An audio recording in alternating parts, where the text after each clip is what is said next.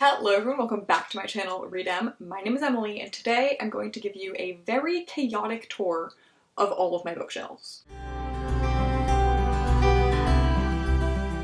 If you've watched my channel for a long time, you've probably seen this bookshelf and the other bookshelf, but you've never seen the depths of how much my house is truly a library. I have actually an entire secret library section of my basement, and there are a few other places where books have managed to nestle themselves. But I also wanted to make this video to show you guys how my books are organized, not just where they are and how many I have. When I watch bookshelf tour videos, I usually prefer to kind of hear something about some of the books, which ones are special to the owner, which ones have funny backstories, which ones are just favorites or like underrated gems. So what I'm gonna do is go through each of these shelves and say the names of each book, but I'm going to try to do that part quickly and then kind of just give little stories and recommendations based on things that stand out to me. So without further ado, because I already know this video is going to be outrageously long, let's get straight into the tour.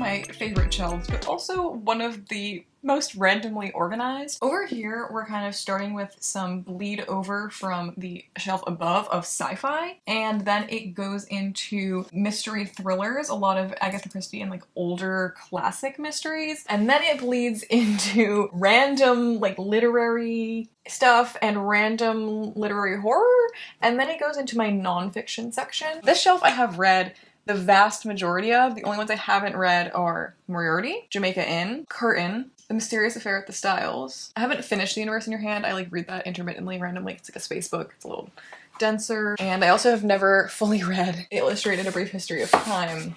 I do want to work my way through this eventually. It's gorgeous. It has illustrations and it's really cool, and I love Stephen Hawking, but a science nonfiction book is not typically what I pick up for a light read. I'm going to be pointing out every single book on this shelf so you can know the title and author, but I will not be flipping out the cover of all of them. I'm going to be doing that only for the ones I especially want to shout out. So if you want to like skip ahead to parts of the video where you see frames where books are facing out and you want to hear what I have to say, feel free to do that. So first off, of course, we have this beautiful little University of Michigan teddy bear. I did not go there, but it's a family school. So in this corner, we have one of my favorite series from childhood and high school, the Chaos Walking trilogy by Patrick Ness. The Knife of Never Letting Go, The Ask and the Answer, and Monsters of Men. Then we have We Spread by Ian Reid, Foe by Ian Reid, 2 copies of that, signed by Paul Mescal from the movie himself.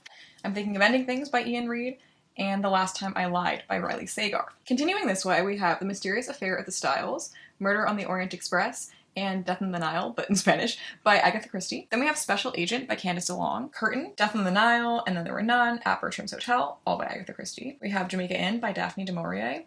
We have The Long Walk by Stephen King, and we have Moriarty by Anthony Horowitz. I have a lot of Agatha Christie's. I think most of these are editions from the 50s. I really enjoy the illustrations. And I also have this copy of Jamaica Inn. I loved Rebecca by the same author. We have The Body by Stephen King, A House at the Bottom of a Lake by Josh Malloran, The Turn of the Screw by Henry James, Bones and All by Camille DeAngelis, The Universe in Your Hand by Christoph Galford, The Sun Does Shine by Anthony Ray Hinton, Just Mercy by Brian Stevenson, The Glass Castle by Jeanette Walls, The Boy in the Striped Pajamas by John Boyne, Never Let Me Go by Kazuo Ishiguro, The Goldfinch by Donna Tartt, The Penguin Book of Modern American Short Stories edited by John Freeman, My Friend Dahmer by Durf Backdurf, Designing Your Life by Bill Burnett and Dave Evans, and The Illustrated A Brief History of Time by Stephen Hawking. And then on the top here, we have Voices of the Lost by Hoda Baracott, Upgrade by Blake Crouch, The God Game by Danny Toby.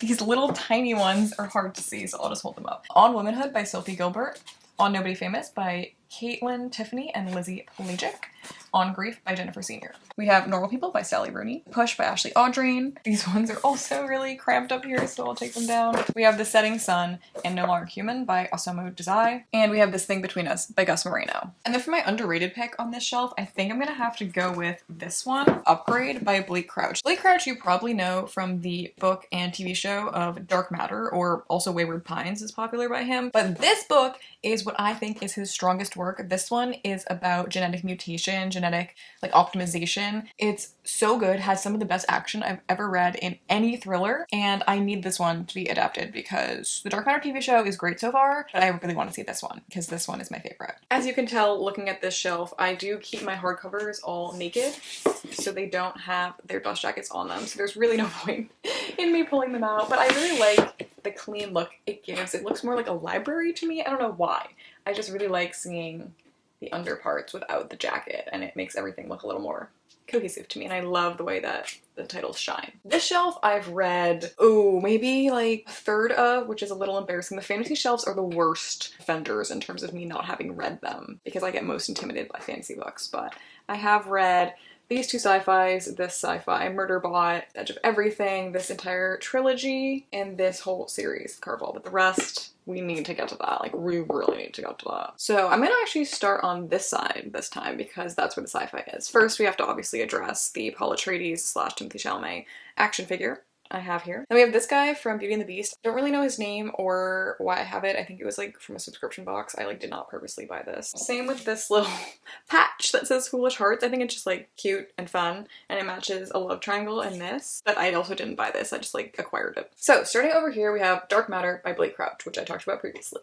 Then we have Project Hail Mary by Andy Weir, which is my favorite sci-fi book of all time. It's going to be a movie with Ryan Gosling and made by the same people who made The Martian, which is also written by this author, and I cannot wait for that. I cannot wait for it. If you have never read sci-fi or you have read sci-fi and you haven't read this, like just read it. Just trust me, like you need to read this. We have Scythe by Neil Shusterman.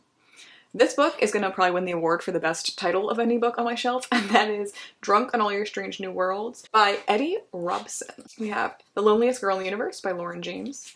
The Hitchhiker's Guide to the Galaxy by Douglas Adams, illustrated by Chris Riddell. This is the illustrated version. I'll show you that. I mean, that's gorge. And then up here we have Murderbot, All Systems Red by Martha Wells, and Red Rising by Pierce Brown. That concludes our sci-fi section of this tour. The rest is fantasy. We have The Miracles of the Namiya General Store by Kaigo Higashino, The Edge of Everything by Jeff Giles, Sorcery of Thorns by Margaret Rogerson. This is the entire Gilded Wolves series by Roshni Chokshi. So we have the Gilded Wolves, Silvered Serpents, and the Bronzed Beasts, and I think it's kind of funny. I have this really early edition of the Silvered Serpents, which doesn't even have the cover on it. I really loved this second installment in the series. We have The Stardust Thief by Chelsea Abdullah. We have Kingsbane by Claire Legrand. This is actually a sequel to a book that's on a different shelf, but that one's a paperback, so it goes up there. We have These Violent Delights by Chloe Gong, The Invisible Life of Addie LaRue by V.E. Schwab, The Bone Season by Samantha Shannon, and the entire Caraval series by Stephanie Garber, and this is a collector's edition. Absolutely stunning, and comes out of the slipcase even more stunning than inside. And lastly, we have Wonderstruck by Brian Selznick. Okay, this shelf is absolutely the most embarrassing in terms of number of books I've read, because I literally have read 2 of these books, and that is The Fellowship of the Ring and Mistborn by Brandon Sanderson, and then I'm in the middle of The Well of Ascension in that box set by Brandon Sanderson. But I have a reason, I promise, why I've not read like any of these. I went through an entire crisis over the past few years about fantasy. I have been reading so much young adult fantasy throughout my whole life, and I started just not really liking it. And obviously there's exceptions, I've kept a few of them, but I like unhauled all of my young adult fantasy and bought a lot of adult fantasy. So that's why I haven't read any of these. I also get the most intimidated by them. Oh, and I have this little Rumpelstiltskin figure from the show Once Upon a Time. I'm gonna point to all the books on this shelf, but just remember, I haven't read them, so not much to say about them, except maybe I'll mention ones I'm really excited about. Middle Game by Shauna Maguire. The Library of the Unwritten by A.J. Hackworth. And I Darken by Kirsten White. Fellowship of the Ring by J.R.R. Tolkien. The Fifth Season by N.K. Jemisin. Piranesi by Susanna Clark. Graceling by Kristen Kishore. The Winter's Curse by Marie Rakoczki. And these two are YA as well as And I Darken. Foundry Side by Robert Jackson Bennett. This one I'm very looking forward to because I've heard it's about a heist and it's like city-based fantasy, which is my favorite kind. Very similar to Mistborn. The Golden Compass by Philip Pullman. The Night Circus by Erin Morgenstern. The Blade Itself by Joe Abercrombie. This one I also have a weird feeling I'm gonna like. I love this edition that I bought in England. It's the British cover and it's so pretty and foiled. And I've heard this is super character based and a little slow and like very political intrigue-y, which I like. It's a little intimidating because I know it's gonna be like dense, but it sounds great. And like the main character, it says it's named Logan Ninefingers, the infamous barbarian, and I'm like, yeah, I'll read about him. The Prison Healer by Lynette Noni. This is also young adult. Neverwhere by Neil Gaiman. Magicians by Lev Grossman, Clockwork Boys by T. Kingfisher. This is self-published, but I've heard so many amazing things about T. Kingfisher, and this is also about kind of a band of thieves situation, forgers, assassins, all that, my favorite tropes in fantasy. Furyborn by Claire Legrand. This is the book that the sequel hardcover version was on the shelf below of. This is also young adult. The Name of the Wind by Patrick Rothfuss. You all know what that is. The Mask of Mirrors by M.A. Carrick. A Game of Thrones by George R. R. Martin. You also all know what that is. And then The Mistborn trilogy by Brandon Sanderson. I absolutely ate up this book recently. It's what got me back into fantasy. I've tabbed literally everything. I'm obsessed with this, so I can't wait to continue reading the series. Luckily, we're back to one now that's a little bit less embarrassing. I've read every single book on this shelf besides the 4th book in the Moriarty the Patriot series. I have not read The Way of Kings, Sabriel, or Red Seas Under Red Skies, but I've read the rest. So I feel like that's pretty good. Over here we have one of my childhood favorite series, Vampire Academy by Rochelle Mead. I don't know if these hold up, but I have been reading the spin-off series in recent years and they still go really hard. Then we have another childhood favorite series, the Daughter of Smoke and Bone series by Laini Taylor. These are gorgeous. I really want to reread these. They take place in Prague. Really amazing fantasy books. We have Strange Dreamer by Laini Taylor. I didn't love this one as much, but it is signed, so this one's special to me. We have Vicious by V.E. Schwab and the Darker Shade of Magic series by V.E. Schwab, or the Shades of London series. I kind of forgot what it's called. However, this was the first adult fantasy series that I ever read, and because of that, it has a special place in my heart. It also has this little cute pocket mirror that says Ostrovars, which is from the book, so if you've read it, you know what this is. Then of course we have The Way of Kings by Brandon Sanderson. I know everyone and their mom is telling me I need to read this, but I'm reading Mistborn right now, also by him, which is where you're supposed to start for the Cosmere, so don't yell at me, I'm gonna get to these eventually. These are actually one book, but they're just the really pretty UK editions. I think like wherever I bought this from kind of like faked me out because this one's clearly like a knockoff print on demand version because this one has like really pretty foiling on here and this one does not. It's just plain old. So I think like look at the difference on the front cover too. This one glitters, this one doesn't. So I think someone scammed me a little bit, but you know what? The words are there and that's what matters. Next up we have Sabriel by Garth Nix, The Lies of Loch Lamora by Scott Lynch, and Red Skies Under Red Seas, which is the sequel to that one, which I have read and really enjoyed. Just gonna show off the cover of Sabriel because I think it's kind of cool. Need to read that one still. And then The Lies of Loch Lamora is another adult fantasy book that I really enjoyed. This one's super dense, but really worth it in terms of payoff. It's a little slow, a lot of build up, a lot of like backstories and origins, but it is about a con man. So you know I'm gonna read it. The sequel I've heard is about pirates, so that sounds pretty epic. And I just love the setting of this world. It's sort of a canal-based city, so very like weird version of Venice kind of vibes. Lots of crime, criminal underbellies, that's my favorite keyword, so love that. Then we have Fight Club by Chuck Palahniuk and Out There by Kate Folk. This is also the UK cover. I bought a lot of books in the UK because the covers are pretty, but love this book. This is definitely a favorite. And then up here we have Bunny by Mona Awad. You all know about that because I talk about it all the time. Night of Cake and Puppets by Laini Taylor and Lips Touched 3 Times, also by Laini Taylor. This is the little like spin-off book to the Daughter of Smoke and Bone series, and I ate this up as a child. I tabbed it so much. This was like the first romance I ever read, and it's so pretty underneath. It has really pretty art just like everywhere, and it also takes place in Prague, and it's just gorgeous with amazing illustrations by the author's husband, Jim Di Bartolo. Okay, I didn't realize I was going to be talking about this shelf for so long, but I realized I have to shout out Lips Touched 3 Times by Laini Taylor, also illustrated by Jim Bartolo, because no one knows this book exists. It was published by Scholastic like a really long time ago. I don't know if it's still in print. I don't really remember how I got this. It's so underrated and really well built fantasy. It's not low fantasy. It's super high fantasy, and I don't know how she manages to write high fantasy in short stories. And I guess if you don't know the concept about this, it's called Lips Touched 3 Times because each story revolves around a kiss that's just like instrumental to each one, and each world is just so well realized and so interesting. One of them is like a retelling of the Goblin Market. This is really underrated, so I just wanted to shout it out real quick. And then of course we have my little mini collection, because I don't have all of them yet, of Moriarty the Patriot, which is a manga series I'm currently reading. Obviously kind of a retelling situation of Moriarty from Sherlock. I will read anything about Sherlock, anything about Moriarty. As you saw on my bottom shelf, I have another retelling about Moriarty. If you're into Sherlock, you need to get to this.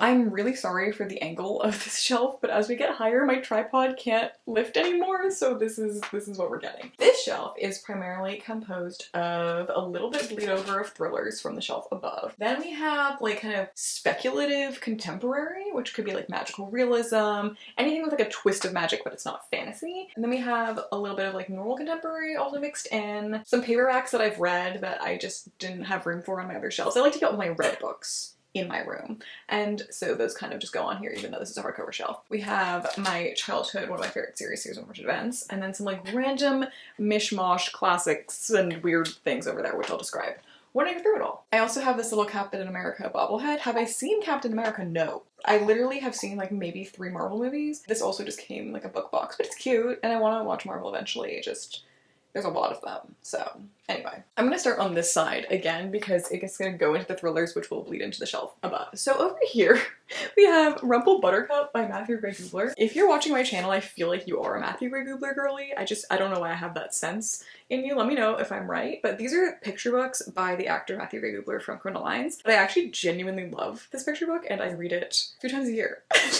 I don't know why. It's just really cute and he's just a really funny man. I have another picture book, of course. I'm just showing you the picture book covers because they're pretty. This is The Boy, the Mole, the Fox, and the Horse by Charlie Macquarie. This was at the Barnes & Noble Book of the Year a few years ago and one of my friends really loved it and told me I had to get it, and they did, and it's great. You can get something different out of it every single time you read it. Then here we have I Capture the Castle by Jodie Smith, which is a classic, and I really want to get to this because it was written in like the 20s, which is my favorite time of writing, between like the 1890s and 20s for classics. And I remember the first sentence is like, I'm writing this in the kitchen sink. And I was like, yeah, that's the vibes I want from a classic. And then of course we have the entire Series of Unfortunate Events collection. I don't need to tell you what that is. It's very amazing. Fangirl by Rainbow Rowell, A Castle in the Clouds by Kirsten Gear, Midnight at the Electric by Jodi Lynn Anderson. These 2 are really underrated. This is a YA historical fiction book, but it also is like sci-fi and like futuristic, and there's no present timeline, which is an interesting choice. And then Castle in the Clouds is translated from German. It's just like a really wacky, funny Christmas read about like a hotel in the Alps. Very cute time. There's a corgi. Very cute. Summer of Salt by Katrina Leno.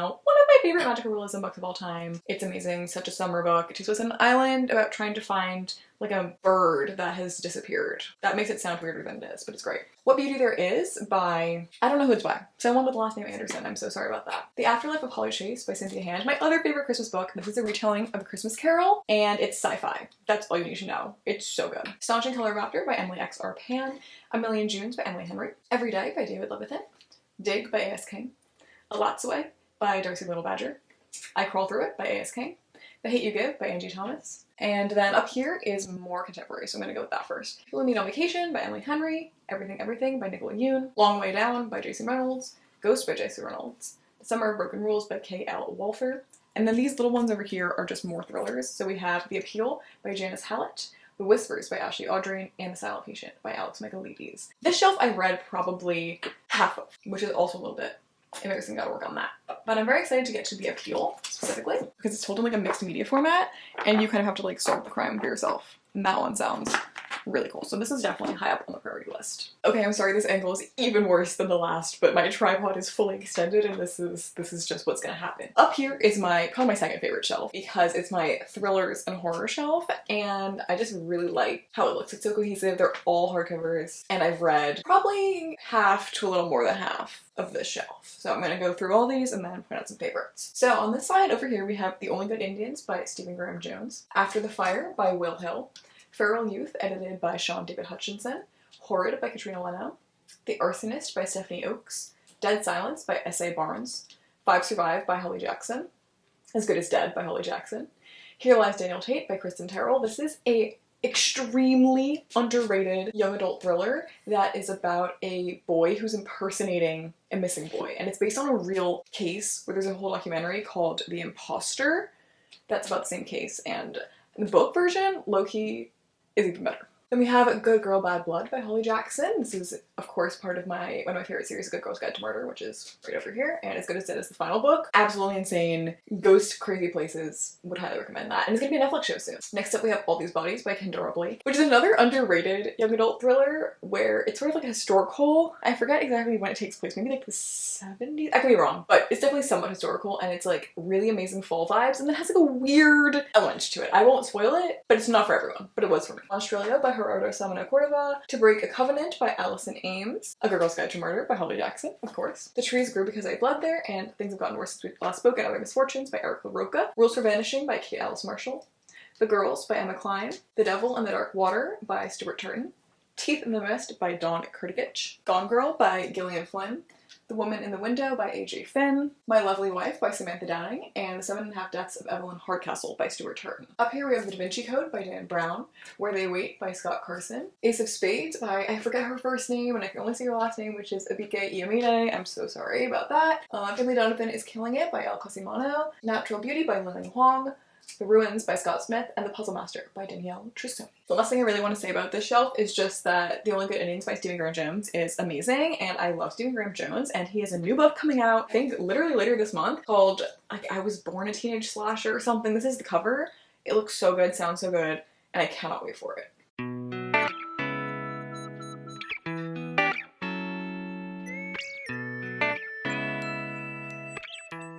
Alright, so this shelf is a little bit different than my previous one. This one, as you can see, all the dust jackets are on the hardcovers. And this shelf I read basically every single book on. I think maybe there's like 5 maximum that I haven't, but they're all from authors I love. These are basically all of my childhood favorites and a few random ones that are just favorites in general and I had to kind of slot in. But in general, these are kind of my like middle school and high school books. So to get things started, we have my Leigh Bardugo shelf, and then this stuff at the end, which I'll talk about too. But this is my little shrine to Leigh Bardugo. I absolutely love. She was the very first author I read who wrote a fantasy series, and so that is the Shadow and Bone trilogy, which I read in high school and absolutely fell in love with. I've read it twice, I've watched the show, I've met Leigh Bardugo multiple times, she signed most of my books, and I have the collector's edition right here. It's a little hard to see, but there it is.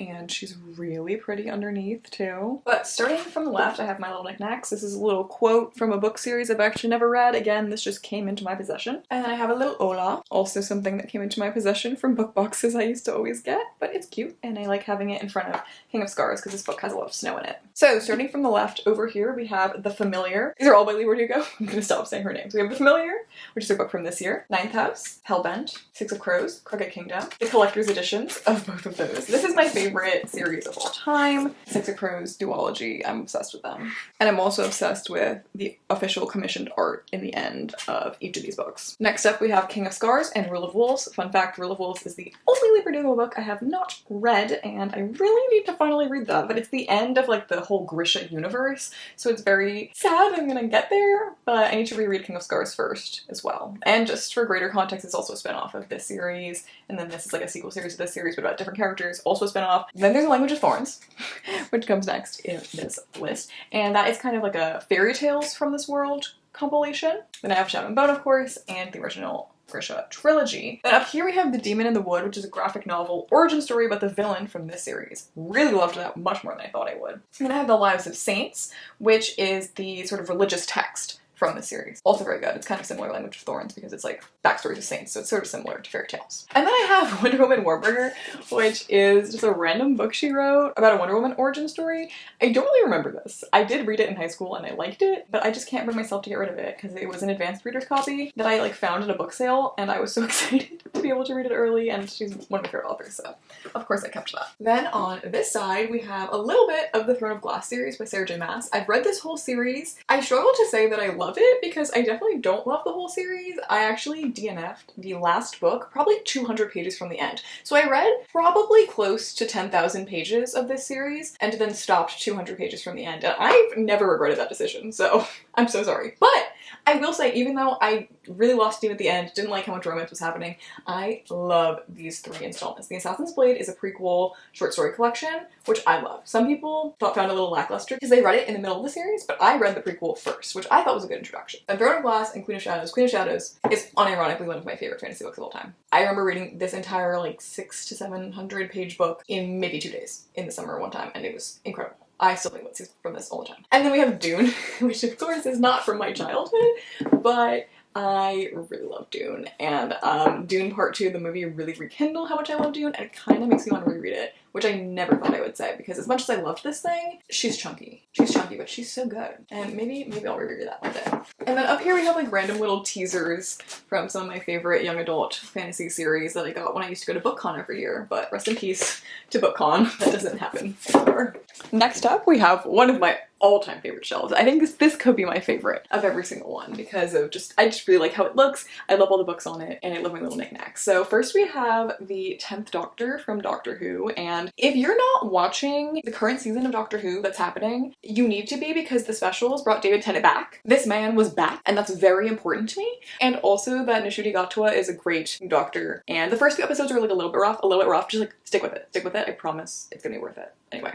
This is the Doctor. And then I have my little adipose. He glows in the dark, which is very fun, and he's also from Doctor Who. And then of course I have him placed in front of some sci-fi books. Then right here we have a little keychain of a quote from Love, Simon, or Simon vs. Homo Sapiens Agenda, if you were, you know, around for the days when the book existed before the movie. I really liked it in like high school. I don't actually have the book anymore, but I still have this little keychain. Then we have this little patch from The Giver. The Giver was the first dystopian book I ever read, and is one of my all-time favorites. I've read it like 4 times. I'm not sure, but I've read it a lot of times, and I love the rest of the series as well. I should probably give it a reread. And of course we have my little thing, a little magnet that says yay books. That's self-explanatory. We have a little Percy Jackson magnet thing that has a quote from the series, and also if you're not watching this series on Disney Plus, I also don't know what you're doing. And then I don't really want to bring this out because it's really hard to get back in, but I'll try to like zoom in. That is like a charm bracelet that my mom got for me in middle school, and it's all like middle school nerd stuff. So there's like a TARDIS from Doctor Who. Actually, is this all Doctor Who? I don't remember if this is all Doctor Who or if it's also no, it's also Sherlock. It's like Doctor Who and Sherlock combined in one charm bracelet. So that tells you exactly what I was like in middle school, and also exactly what I'm still like now.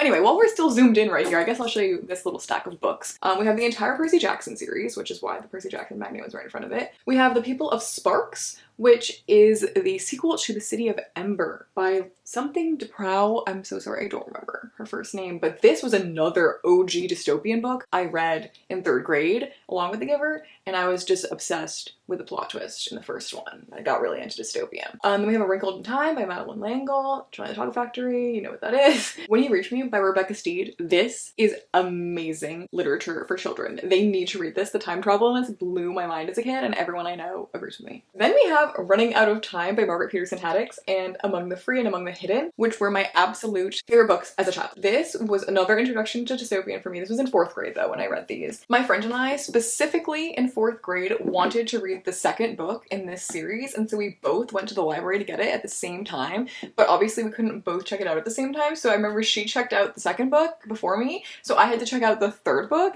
and then I just read the 3rd book by skipping the 2nd book, and then read the rest of the series with never having read the 2nd book, which I think is kind of hilarious. But I remember this being very sad and very intense for little kids, but it's really good. And lastly in this pile, we also have The Perks of Being a Wallflower by Stephen Chbosky. Fun fact, I saw him at BookCon and his kid was FaceTiming him and it was kind of funny. But anyway, this is just a staple. I reread this a lot. If you're ever like lonely, you need to read this and or watch the movie and listen to the soundtrack and just all of the above. Okay, I guess coming back this way, we have the graphic novel version of The Giver, which is actually quite a good adaptation. I've read that recently. We have Gathering Blue and Sun, which are sequels to The Giver, which a lot of people don't know is a series, but it is a series. They don't exactly connect until the 3rd book they start to connect, and the 4th book brings it all home. 2nd book, it's a little bit of like a hurdle because you're like, what? Who is this person? This has nothing to do with The Giver, but I promise you, it does. Then we have The Giver and Messenger, and I'm just gonna take these out because I think that this cover is really funny, but also like need to tell you that this is the best book in the series. It's so good. And if you really like rock climbing, half of this book is someone climbing a mountain, like just rock climbing, just straight up rock climbing. I'm like weirdly into rock climbing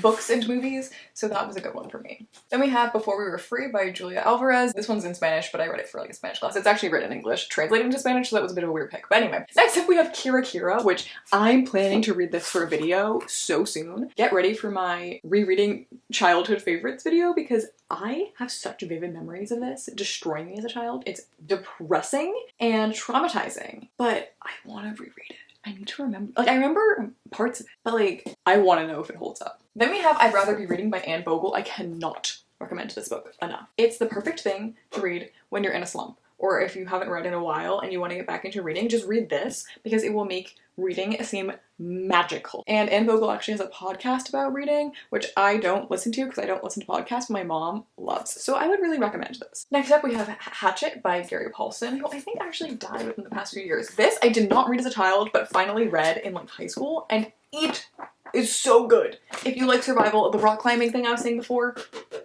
I don't really think there's rock climbing, but like just if you like survival in the wilderness, you need to read this. And I love this little 30th anniversary edition. Okay, next up we have like a little romance island over here. I don't know why. We have Just Like Magic and You Deserve Each Other by Sarah Hogel. She's the funniest author I've ever read anything from, and You Deserve Each Other is my favorite romance of all time. Although that is slightly rivaled by Claire Collins' The Romantic Agenda. This is also one of my favorite romances of all time and talks about like friendship and just like relationships in general in a way I have never seen handled with so much nuance and depth before, and I really, really recommend this. It's so underrated. Then we have We Are the Ants by Sean David Hutchinson. This was a book club book that my friends and I read in high school that we talk about so much still now. Then this is the entire Folk of the Air series. We have The Cruel Prince by Holly Black, The Wicked King, The Queen of Nothing, and How the King of Elfhame Learned to Hate Stories. This is another mind-blowing fantasy series. So good, so much intrigue, so much action, so much murder. Really good. Now this is the spin-off sequel called The Stolen Heir, and this is another book I have not read on this shelf, which is a problem, but it maybe requires me to reread, but maybe not. I'm just a little scared of sequels from series that I read when I was younger. You know the vibes. Then we have the Illuminae trilogy. Now this series is incredible. This last book was slightly disappointing to me, but I just want to take it out to show you that it's in mixed media format. And that is absolutely essential to the storytelling. It is such a fun sci-fi experience, and I'm so glad this was one of my first sci-fi book experiences as a child because it really introduces some of the common tropes really well, like evil AI, time traveling, just the general sci-fi things, but executed really well with so much action and really engaging pace because of the multimedia element. I also highly, highly recommend listening to the audiobook at the same time while reading it physically because the audiobook is a full production. You know, this book has like a song in it and they have a full version of the song. It's incredible. And also, if you can get your hand on Memento, which was like a pre-order incentive for Obsidio, this is an origin backstory to the villain in this series, and it is really good. First, we're gonna go through the knickknacks again. Now this, I wonder if you could guess who this is. This is Scott McCall from Teen Wolf, and he's very strategically placed in front of my favorite werewolf series from childhood, so we're gonna talk about that in a little bit, but this is Scott McCall. Then we have a little guy of 11 from Stranger Things. This was also from like a bookish box, but I do really like Stranger Things. And then we have a little Will Byers too in like a different style, so that's kind of cute. Now, moving on to the books here. We're gonna just start on the left. First up, we have A Monster Calls by Patrick Ness, and this is like a really, really sad story about grief with really beautiful illustrations, and there's a movie of it directed by one of the Cuarons. I forget which one, but this is one that used to be really, really popular on BookTube, and I have not seen anyone talk about it in so long, so maybe this is the time for it to come back. Then we have the Legend series by Marie Lu. This is what got me back into reading. This is why I have all these books. Oh my gosh. Then I have Heartstopper. We have to show off the little covers of Heartstopper because it's so good. This is a little Spanish edition I have. That was from my friend, so thank you so much for that. And I cannot believe that we're getting the final volume within the next few years. I'm not ready for that. But I am ready for season 3 on Netflix.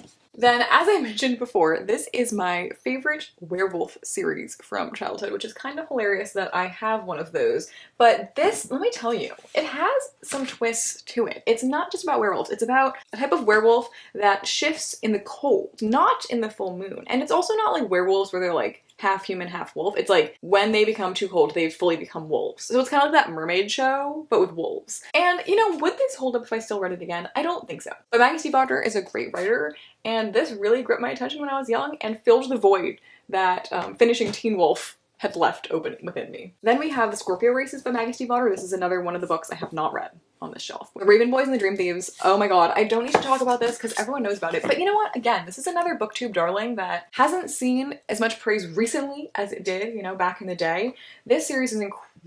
incredible young adult fiction. It's magical realism at its finest. It has some of the best character work I've ever read, and I'm saying all that only having read the first 2 books, which is really embarrassing. But I do have, this is the 4th book. I don't have the 3rd one, but I need to read it. But basically, I reread this well, I say recently. I guess at this point it was probably last year.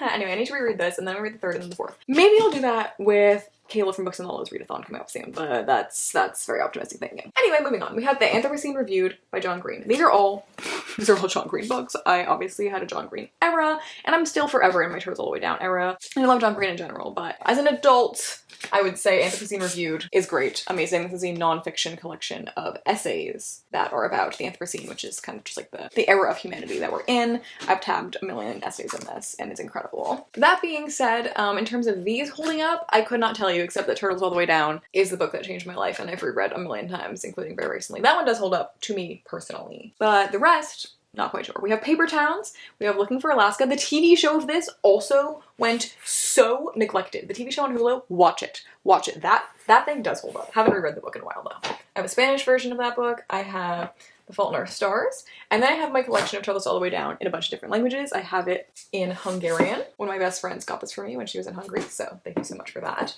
Everyone knows that I collect them. Then, one of my friend's roommates, and also a friend, got me this version from Sweden, which is John Green's personal favorite cover because it's really funny that the 2 Ataras on it. It makes sense if you've read the book. Definitely doesn't if you have not. I have the Spanish edition, which I think is interesting because the title is not Turtles All the Way Down, it's 1,000 Times Forever. Then we have this version, which is in Danish. We have the English signed version that I have. We have an Italian version and a French version. And then up here I have 2 graphic novel versions of the Legend series. They're not that exciting, but they exist. And I also have this little pamphlet called Life After Legend, which is an exclusive short story. I don't remember, again, how I got this, but it connects to this series. I'm so sorry again for the state of this lighting, but it's very hard to film this low to the ground, I'm discovering. Anyway, this is the final part of my childhood bookshelf, and I'm excited to go through it.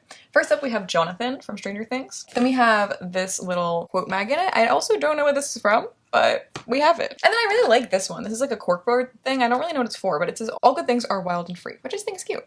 And I have it in front of my little To All the Boys collection. So I'll just start from this side because I'm already over here. We have the To All the Boys I've Loved Before series by Jenny Han.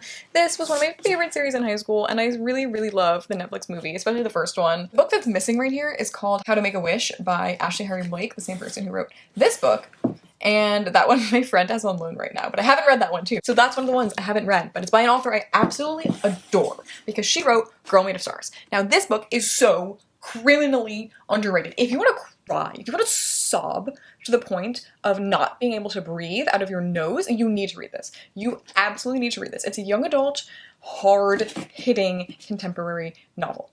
It does deal with sexual abuse and just so many very, very deep themes. It's incredible, life-changing. My friends and I, again, read this in high school for a book club we created, and we reference it and think about it and talk about it so much as the book that destroyed us the most ever in our entire lives to this day. The main concept is that a girl's twin brother is accused of raping one of her friends, and she obviously wants to believe this friend and has to believe this friend and does believe this friend, but that also means she has to believe something very bad about her brother. Next up, we have Loveless. Wow, this shelf is making me want to talk about all the books. This is an incredible book by Alice Oseman, another one of me and my friends' favorites, and Alice Oseman is the one who wrote Heartstopper, so if you love that series, you should check out this book.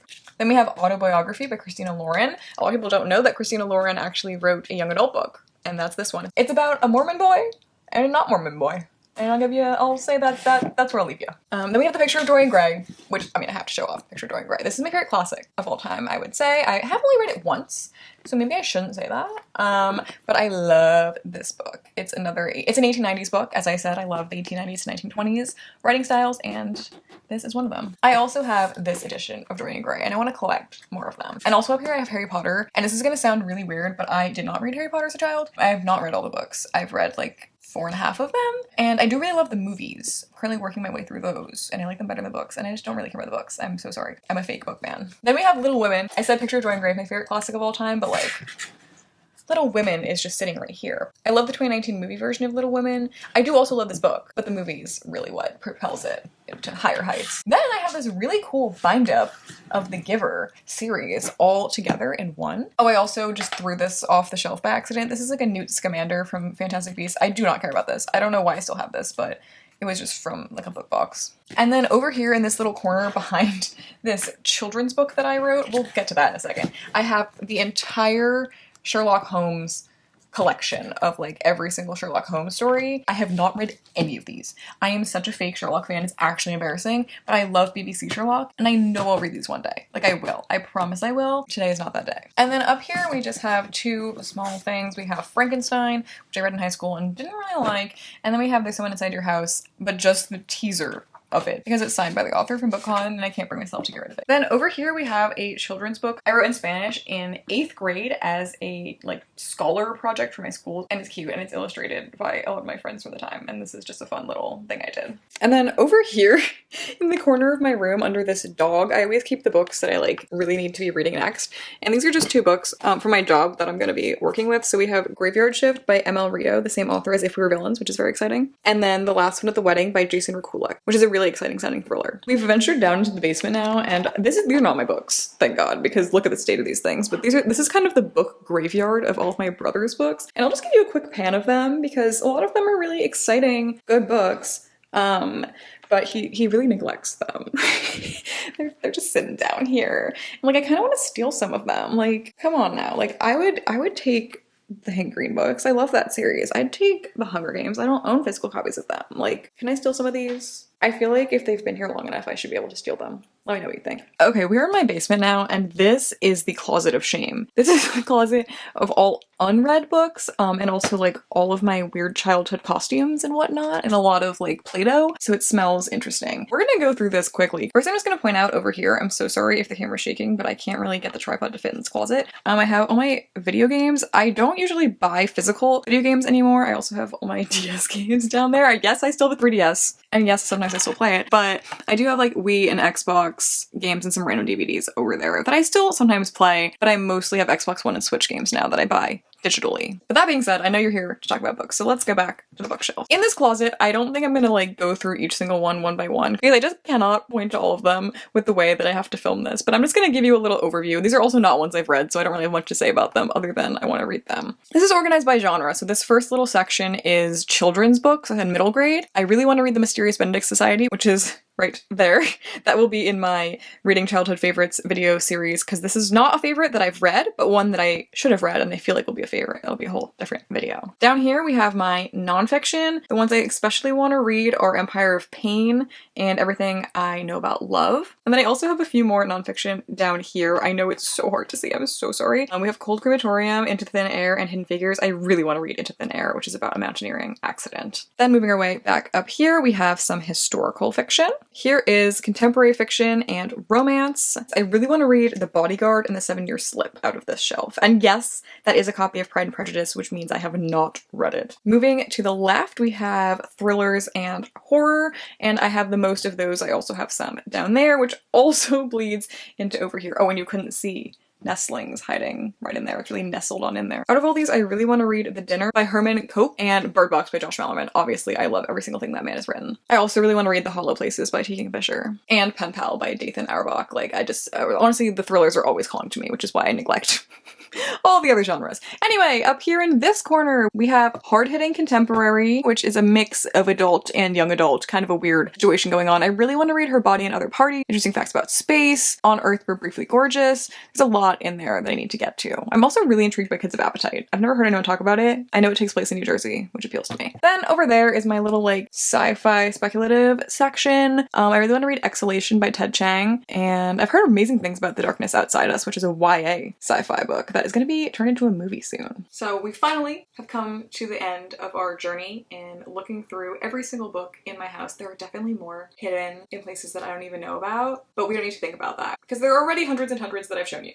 And I think that's all I can manage right now. If you've stuck around this entire time, I am forever indebted to you, and I would love to hear if you have any books that I haven't read that I mentioned that you think I need to read soon, because I'll move it over to that little corner of my room with a little pile of priority books. I'd also love to hear how you all organize your books. I'm pretty attached to my genre organization because I like being able to look at my books when I'm in a specific mood for something and be like, this is my thriller shelf. I need to read a book from this section. It just helps me keep my brain organized, but I'd love to hear how you guys have it. And I'd also love to hear if you're a fan or not of my like naked hardcover situation. I first saw that on Chandler Ainsley's channel, and I just think it looks sleek. I think it looks clean. But maybe it's annoying because you don't know the author names. I don't know. Let me know what you think. Please consider subscribing and liking and commenting for engagement, and I'll see you guys next time. Bye!